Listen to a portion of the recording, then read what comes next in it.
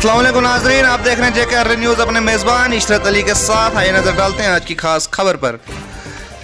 SDM Thathri अतर अमीन जरगर ने पूरी team के साथ ब्लॉक कहरा के दूरदराज गांव टांटा का दौरा किया।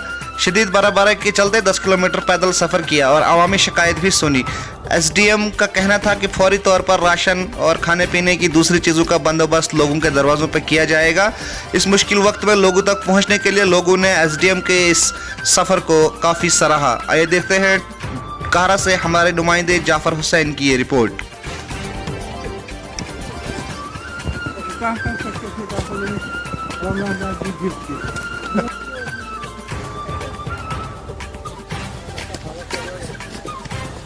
टांटा के ऊपर धनोड़ी और द्रमन वगैरह जितना एरिया है इसका टूर किया ताकि फर्स्ट हैंड पब्लिक की जो है ग्रीवियंसेस इस बर्फ़ में सुनी जाए।